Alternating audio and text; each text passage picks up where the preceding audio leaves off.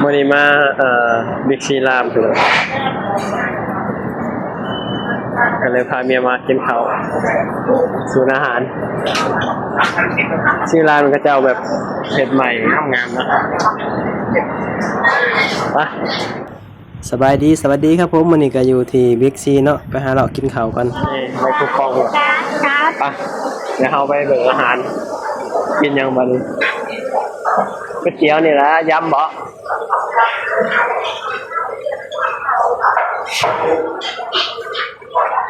โอ้คนหลายตอนเที่ยงคนหลายก๋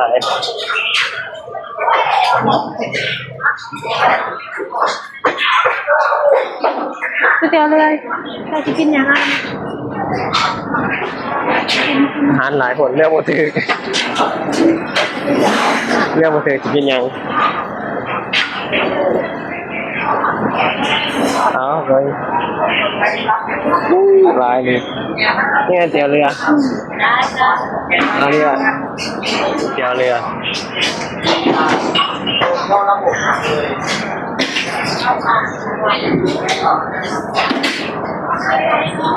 ได้แล้ว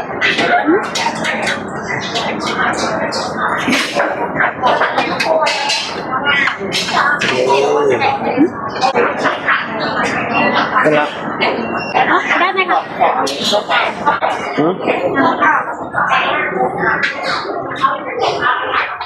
กุ้งมันแม่นนะกุ้งผมแม่นเลยถือไว้เนาะต้องเอาช้อนมาสิ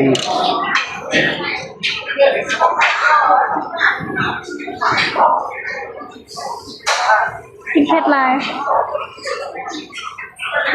มันจะแซ่บเราใจกินก๋วยเตี๋ยว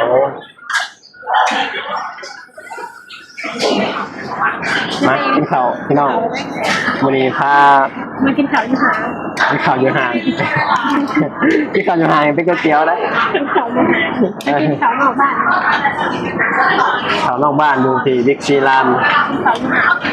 ช่วงเที่ยงคนหลายนะ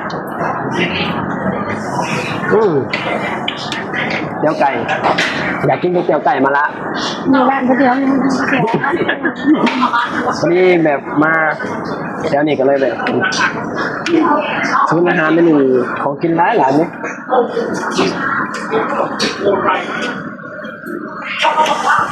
ชาอายมาลองงานอะไรงานเนี่ยในงานอะไรก็เลยแวะมากินก๋วยเตี๋ยวเนาะมากินไก่ได้หนึ่งคนมากินหัวน้ำมันเองมีน้ำเผานะ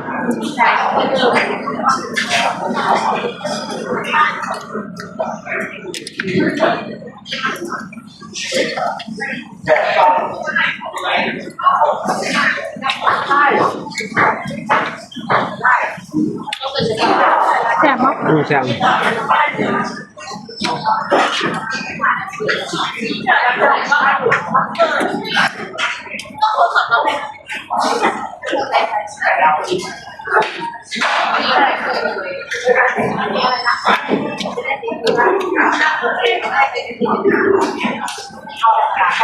ไม่ได้กินข้าวข้า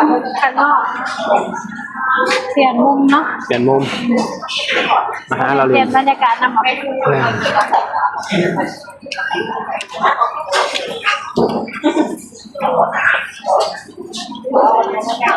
มันเย็นดีเนาะ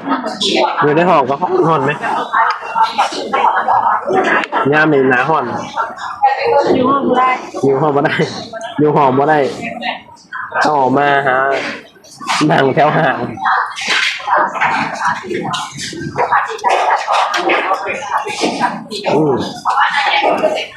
จะมาล่างแซ่บนะ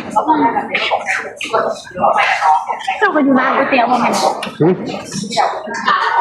แล้วก็ยังกินก๋วยเตี๋ยวเตี๋ยวเรือ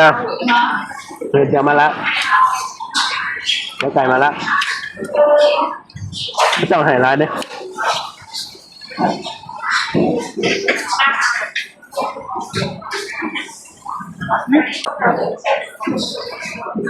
ไม่ได้ง่ายใครได้มาหนังแยงก่อนเนี่ย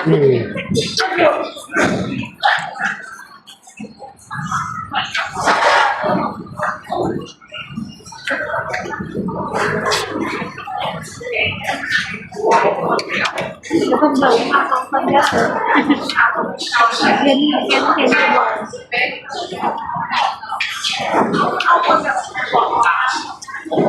คนหลายๆพี่น้องมันช่วงเที่ยงอ่ะเนาะคนหลายๆเรามากินข้าว ร้านน้ำใช่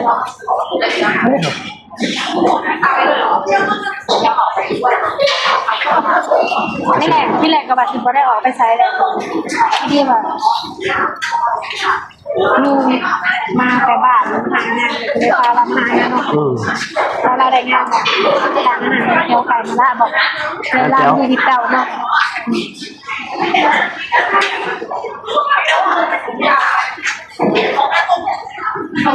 อยู่ไกลๆกัน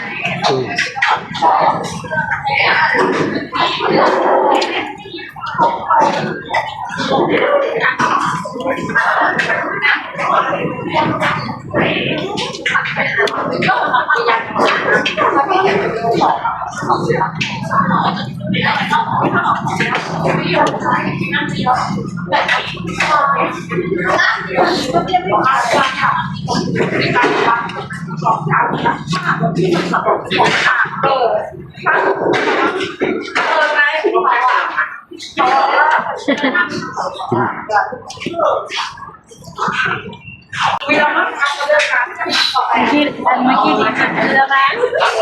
แบบเป็นยังไงก็เคยนั่งเรือตะเกียบมันก็ดีอยู่เนาะรถติดไหม ไวครับแป๊บเดียว รถติดมาจ้ะรถติดมาจ้ะนะ คุณต้องนั่งรถ นั่งในเรือมอได้ลองมา มันนอนสารถ่ายยัง ประตูหนักเรายังไม่เคยนั่งไปจะเตือนนั่งไปปะคือสิไกลเนาะ ไกล เราบ่เคยไปประตูหนักบ่เคยก็เคยไปประตูหนักเราก็บ่เคยไปกรุงเทพยังบ่เคยไปประตูหนักไปเถอะพอที่จุดนี้แล้ว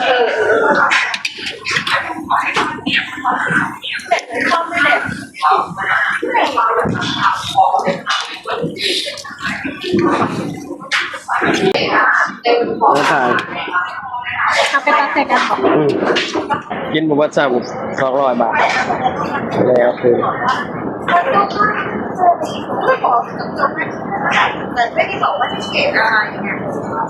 ครับแหล่งเอาเงินคืนปะบานนี้ครับบานนี้พอกันคลิปหน้าเด้อคลิปนี้กลับไปแล้วสบายดีสวัสดีครับผม